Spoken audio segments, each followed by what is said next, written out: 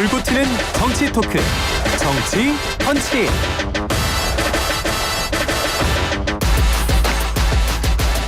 뉴스파이팅 배승희입니다. 4부를 시작합니다. 정치권의 강펀치를 날려주실 이준우 국민의힘 미디어 특위위원, 서용주 전 민주당 상금 부대변인 두 분 나오셨습니다. 안녕하세요. 네, 안녕하세요. 네, 반갑습니다. 정치 펀치 정치 아침부터 펀치 날리지 말라. 그래요.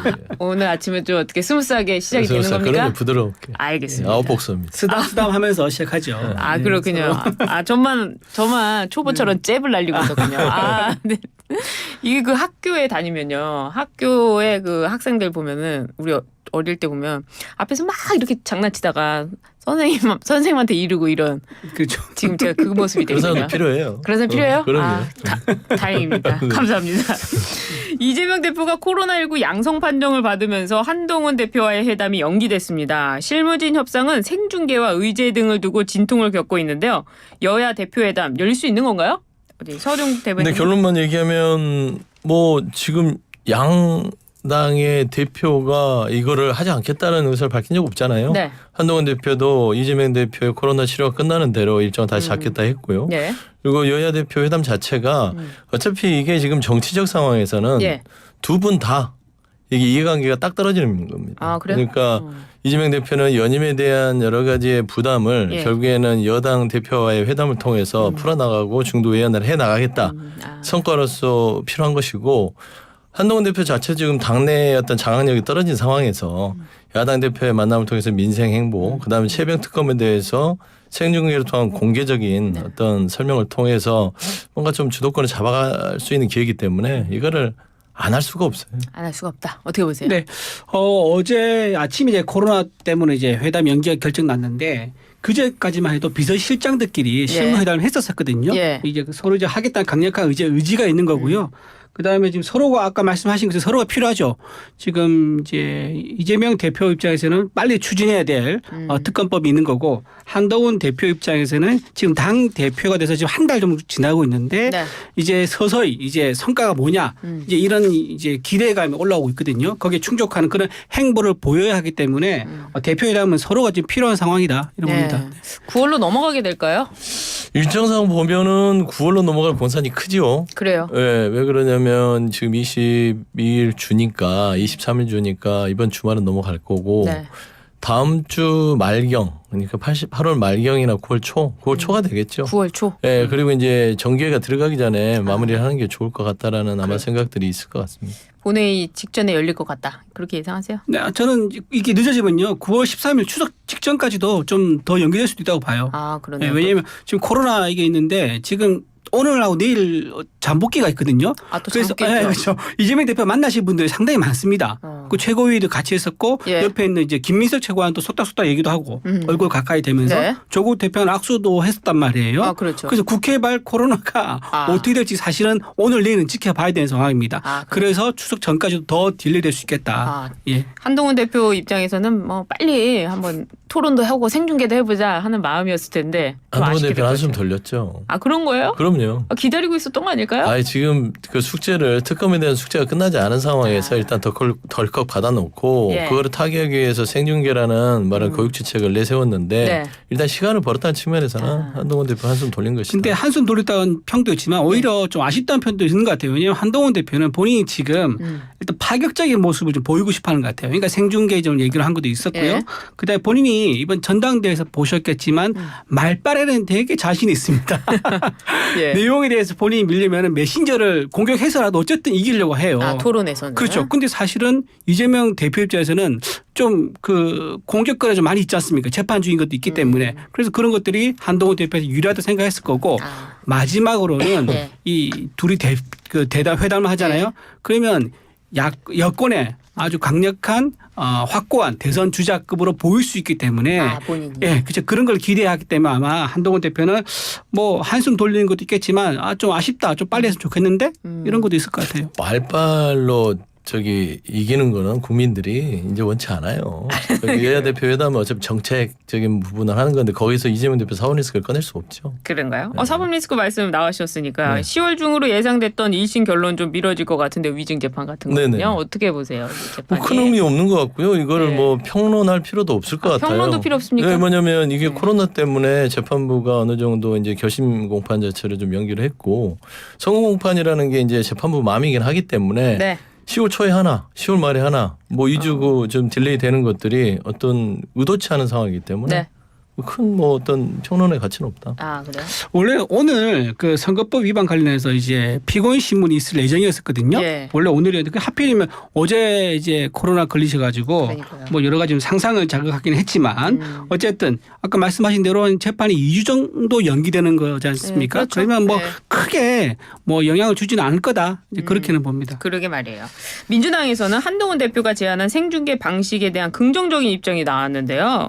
정무조정실장인 김우영 의원은 얼마든지 받을 수 있다. 또 고민정 의원도 회담 성사를 위해서 받아야 한다. 이렇게 밝혔는데 민주당의 입장이 좀 바뀐 겁니까? 아니면은 아니 원래 이제 네. 그 토론을 하면 이재명 대표가 유리하죠. 그래요? 그럼요. 내공 측면에서도 그렇고 이게 토론이란 게 말꼬리 잡고 하는 게 토론이 아니거든요. 말하자면 여야 대표를 만나면 네. 묵직한 정책들에 대한 설명, 그다음에 이해도, 네. 그다음에 국정에 대한 어떤 방향성. 솔직히 이재명 대표가 더 유리하지 한동훈 대표 유리할 건 하나도 없죠. 그렇게 생각하시고 한동훈 예. 대표가 그거를 이겨내려면 윤석열 대통령을 비판해야 될 텐데 네. 그 자리에서도 비판하겠어요? 그렇기 때문에 유리한 지형이 아니었고 민주당은 기본적으로 생중계를 받는데 네. 좀 정치권에서 보기에는 생뚱맞은 제안이다. 생중계는 할 수 있으나 이 민주당 입장은 전체를 다 공개하는 것은 조금은 어울리지 않고 회담 플러스 토론 형식으로 가는 것들은 한번 검토해볼 만하다라고 얘기하는 근데 것입니다. 정책 회담에서 꼭 이제 이재명 대표만 유리하다 볼 수 없는 게 이제 금투세 폐지라든가 종부세 완화 이런 거는 민주당 내에서는 계속 이걸 반대해 왔거든요. 예. 그렇기 때문에 우리가 이걸 오히려 주도권을 갖고 이거를 제한을 할 수 있는 그런 상황이기 때문에 꼭 이재명 대표만 유리한 회담은 아닐 거다. 좀 그렇게 보고요.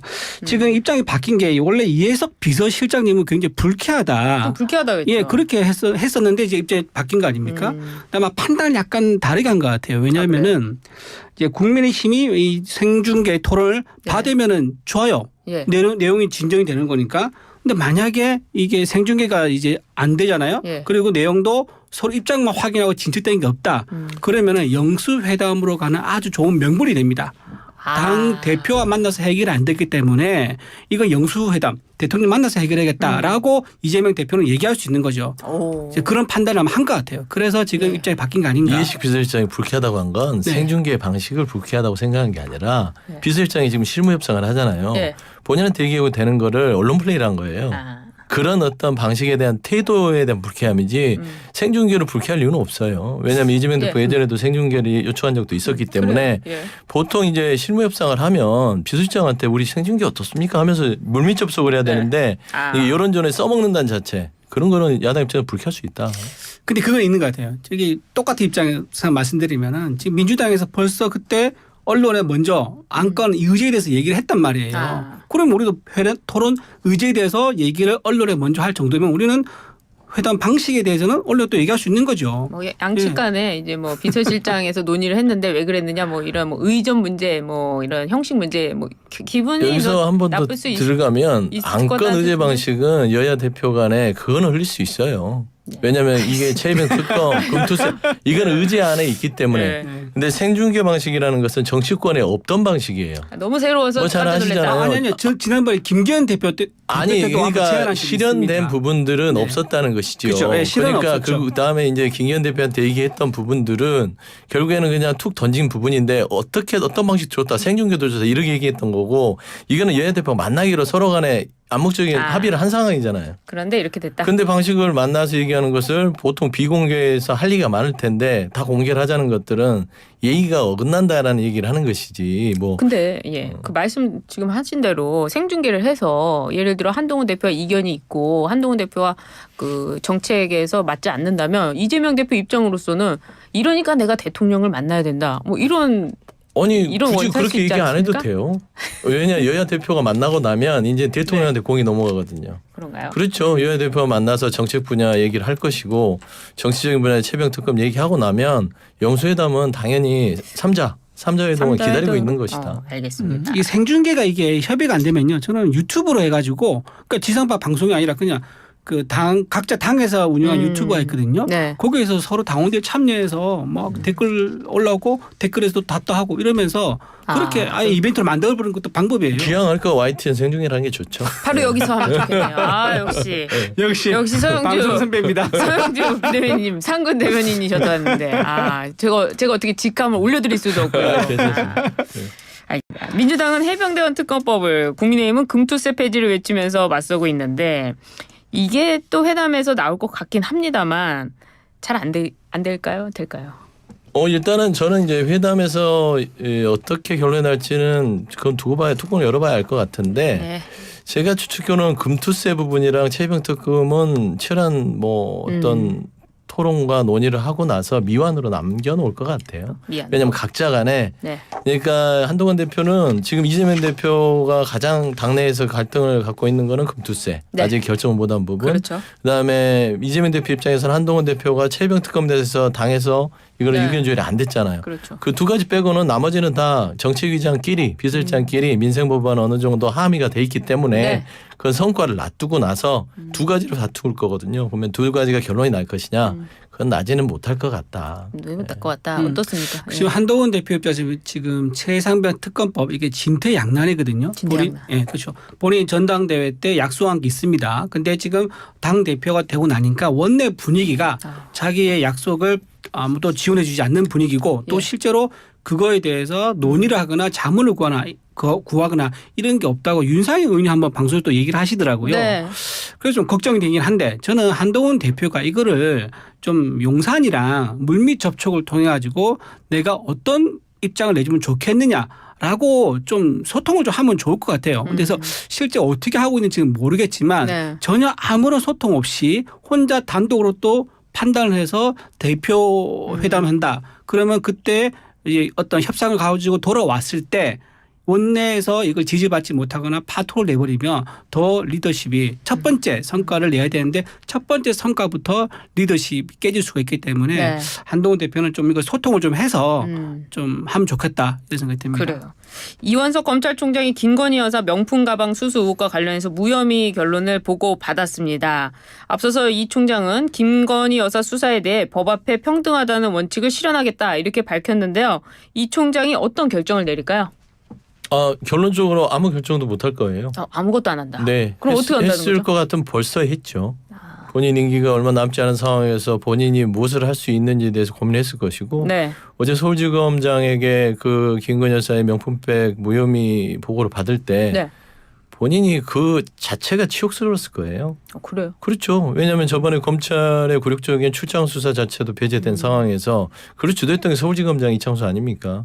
그리고 본인이 데리고 있었던 송경호 수사팀이 해체됐을 때도 당시 원래 옷을 벗으라는 신호였음에도 불구하고 버텼는데 본인이 여건상 힘에 밀리는 걸 아는 것이죠. 그래서 아무것도 할 수 없다고 하는데 좀 덧붙이면 본인의 가장 큰 오점으로 남기고 물러나는 것 같아요. 왜냐하면 본인이 검찰총장으로서 국민 앞에 했던 약속들 네. 예의와 성역과 어떤 특혜도 없다라고 했는데 누가 보더라도 검찰이 어떤 수사의 어떤 판단보다는 절차상에서 너무나 부끄럽고 치욕적인 수사를 대통령 배우자에게 했기 때문에 그게 검찰총장 이원석이 있을 때 했다. 네. 영원히 따라다니지 않겠습니다. 그래요.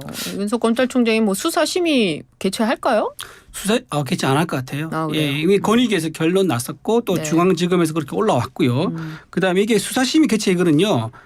이 사기 사건 피해자들이 보통 하는 것이 가해자가 이걸 하지 않습니다. 네. 이게 왜 가해자냐면 함정 몰카의 어떤 처음에 의도된 계획하에서 이루어진 거라서 가해자가 수사심의 요청, 그러니까 백종원 씨가 그래서 요청했었죠. 그래서 이게 기각이 됐었습니다. 네. 그래서 아마 그 이제 총장이 수사심의를 받지 않을 거고 받게 돼버리면 그러니까 직권으로도 안 할 것이다. 그 직권으로도 안 할 예. 것이고 받게 돼버리면 지금까지 수사한 검사들한테 굉장한 오히려 더 불신을 주는 거죠. 자기들이 법대로 이렇게 증거가 없고 적용할 법도 없는데 이거를 검찰총장이 뒤집어버리는 그런 결정 아마 하지 않을 것 같다. 그렇게 보고 하나 좀 아쉬운 게 뭐냐면 예. 이거를 한 8개월 정도 끌었거든요. 수사를. 네. 너무 좀 오래 끌었다. 이게 그렇게 오래 끌거나 복잡한 일이 아닌데 이렇게 끌게 된 게 오히려 더 괜한 의혹을 불러일으켰다, 불신을 불러일으켰다 이렇게 생각합니다. 근데 저기 김건희 여사의 명품 사건 자체는 네. 굉장히 이건 특검으로 가는 어떤 과정을 보여주는 거예요. 그래요? 특검을 갈 수밖에 없습니다. 예. 왜냐하면 검찰의 기소도 기소지만 검찰의 사법정의가 이렇게 엿장수 마음대로 돼서는 안 된다라는 그런 비판을 피해갈 수 없는 것이고 그냥 딱 예를 들어서 지금 김건희 여사 명품백 사건은 그렇죠. 직권이라는 게 김건희 여사한테는 존재하지 않지만 결국에는 이 청탁을 했다고 주장하는 사람이 있고요. 그런데 청탁을 했다고 주장한 사람의 의견을 묵살해버리고 검찰이 기소를 안 했단 말입니다. 그러면은 이재명 대표 위증교사도 위증을 했다는 사람이 있어서 이재명 대표가 기소가 됐는데 그런 형평성. 그다음에 예전에 따지고 보면은 최순실 씨가 삼성에 돈을 받을 때 그때 포괄적으로 뇌물죄를 적용했던 부분들이 그 검찰 팀이에요 지금. 예. 윤석열 대통령 수사팀장이었고 했을 때 과연 사법정의가 이랬다 저랬다 대통령 배우자라고 이렇게 편의를 봐준 것이 아닌가. 공정하지 못했다는 측면에서는 특검이 필요할 수밖에 없다. 그 청탁금지법 말씀하셨는데 그 최재형 목사가 진술을 언론에 한 거하고 수사 받을 때 한 거 좀 다릅니다. 수사 받을 때는 자기는 청탁한 게 없다라고 또 얘기를 해요. 그리고 밖에 나와서 기자들한테는 청탁했다 얘기하고 이게 본인도 오락가락 하고 있습니다. 본인도 처벌받을 수 있으니까 그런 부분이 있고 직무 관련성은 확실히 없는 걸로 지금 보이는 것 같아요. 왜냐하면은 미국의 우리나라 하원 의원이죠. 그분이 이제 국립묘지에 안장할 수 있게 해달라는 그런 요청을 했다 하는데 그게 도달이 안 됐습니다. 김건희 여사는 모르는 거죠. 또 하나가 뭐냐면 통일 TV가 다시 이제 방송할 수 있도록 해달라. 라는 것도 있었다 그러는데 이거는 1년 뒤에 가방 주고 1년 뒤에 얘기한 거예요. 그러니까 둘 다 직무 관련성이 두 개가 가장 큰 거였는데 둘 다 직무 관련성을 입증하기가 어렵죠. 예. 그래서 직무 관련성이 없는데 어떻게 처벌할 수 있겠습니까? 그리고 뇌물죄도 해당이 안 돼요. 뇌물죄는 당사자가 공무원이 되는데 해당되지 않고요. 그러면 알선 수재가 되는데 알선 수재도 지금 해당되지가 않습니다. 오히려 몰래카메라 이제 함정이 들어간 거고 그때 오히려 그 카톡이 나왔을 거예요 아마. 예.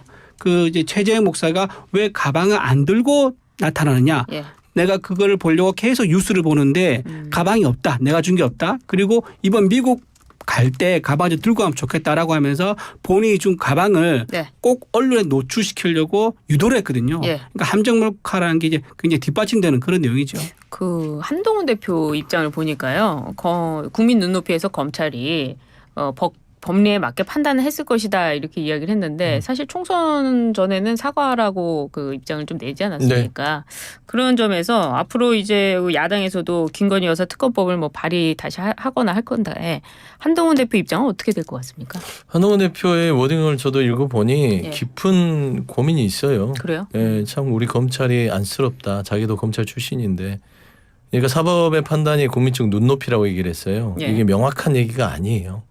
그다음에 저는 그걸 뭐 검찰이 판단했을 거라고 믿는다라는 것이기 때문에 저는 김건희 여사 건까지는 지금 가지고 들어올 수는 없어서 일단 네. 숨고르기를 하는 것이고 특검 정보로 갔을 때 한동훈 대표 자체도 일단 지금 당장 눈앞에 놓인 최병 특검을 어떻게 할 것인지에 대해서만 집중을 하는 차원에서 오딩을 한 것이고 저는 김건희 여사의 명품백 사건은 이게 뭐 자꾸 뭐 검찰의 입장에서 대변하는 분들이 많은데 그냥 명확합니다. 일반인이라면 대통령 배우자를 만나서 감사의 마음으로 디올백 300만 원짜리 주고 거기에 대해서 대통령 행정관의 전화를 받을 수 있을 것인가. 일반인이란 그럴 수 있을 것인가는. 그다음에 대통령 행정관을 대통령 배우자가 아니면 움직일 수 있을 것인가. 이런 것들이 결국에는 어느 정도의 권력에 대한 부분들이 작용을 했다고 보는 것이고 청탁이 민원이 될지 민원이 청탁이 될지에 검찰이 이런 엿가락 잣대 부분들은 대통령 배우자이기 때문이다. 네, 알겠습니다. 검찰총장이 어쨌든 결론을 낼 겁니다. 네. 내면은요 그 타임에 맞춰서 예. 저는 김건희 여사가 한번 이제 국민 감정이랑도 있거든요. 그렇죠. 그러니까 죄는 성립되지 않죠. 근거도 없고 죄도 저지르지 않았으니까. 하지만 이거에 대해서 부적절한 건 사실이기 때문에 뭐 국민 앞에 다시 한번 사과를 하면 좀 국민들 마음이 좀 풀리지 않을까 네. 이런 생각은 좀 한동훈 합니다. 대표가 김건희 여사 사과 요구할까요? 한동훈 대표가 입심했으니까 그때- 그냥 두겠죠. 전당대회 내내 그런 입장을 아마 가졌을 건데 한동훈 대표가 요구하지는 않을 것 같아요. 안 할 것 같아요. 알아서 하세요 할 건데 자, 한 왜냐면 가지만 연락하면 또 국정농단이 돼서. 그런 농단이 되니까 아예 그 당국이 오해를 차단할 뭐. 건데 자, 한 가지 말씀드리면 이 네. 검찰이 얼마나 이 나라의 법을 네. 대통령 배우자 때문에 흐트러뜨렸냐면 이제는 명품백 300만 원짜리 감사의 마음으로 10번 줘도 되고 100번 줘도 됩니다. 네. 이게 직무와 관련성이 없습니다. 이분을 너무 존경하고 좋아해서 아끼는 마음에 300만 원짜리 디올백을 그냥 턱턱 갖다 줘도 가능한 나라를 만들어버린 검찰. 지금- 어떻게 할 건지 묻고 싶어요. 그건 국회에서 만든 법이 그렇기 때문에 아니 그건 아니죠. 알겠어요. 그거는 원래 제가 더 들어가면 청탁금지법은 대통령은 포괄적 내불죄 부분까지 연결이 될 수도 있는 거예요. 알겠습니다. 박근혜 전 대통령이 그러기 위해서 감옥에 갔어요. 그 지금 김건희 여사와 관련해서 또 도이치모터스 주가 조작 의혹도 있는데 이것도 이 총장의 임기를 넘길 것으로 보이는데요. 만약에 이 사건마저 무혐의 결론이 내려지면 뭐 먼저 말씀을 들어보죠. 야당의 입장을 어떻게 될까요? 무혐의 결론이 내려지면 국민들이 가만히 있지 않겠죠. 네.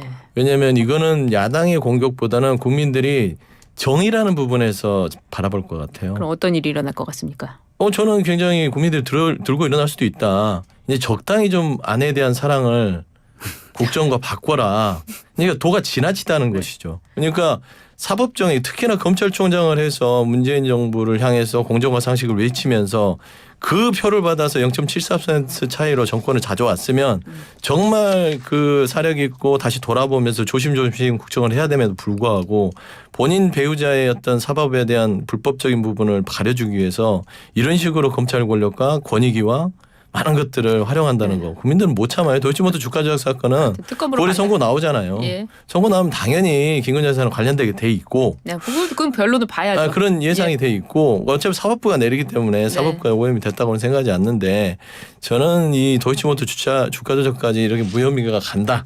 그러면 국민들께서는 더 이상 용납하지 않을 것이다. 저는요 서슬퍼런 문재인 정부 때 1년 6개월이나 조사해놓고 기소조차 못했습니다. 예. 범죄 입증을 할 수 없어서 그 말씀을 답변 대신하겠습니다. 서슬퍼런 네. 그 문재인 정권이 얼마나 서슬퍼런지 모르겠지만 문재인 정권 때 수사를 네, 미진한 네. 것도 인정을 예. 해요. 근데 예. 재판부가 유죄를 인정한 거예요. 네. 사법부도 결국에는 검찰이 미진한 부분들을 인정하고 거기에 대해서 재판부가 김건희 여사가 잘못이 돼 있다라고 그 계좌의 증거 자료로서 남겨놓은 것입니다. 예, 아무튼 뭐 구체적인 사실관계는 사실 관계는 구체적인 그렇지만, 사실관계는 예. 그 법적에서도 다투어지고 있고 또 저희가 다 본 것도 아니기 때문에 뭐 구체적인 사실관계까지 얘기하는 거는 조금 시간이 부족한 것 같습니다. 다음에 한번 이야기해 보도록 하고요.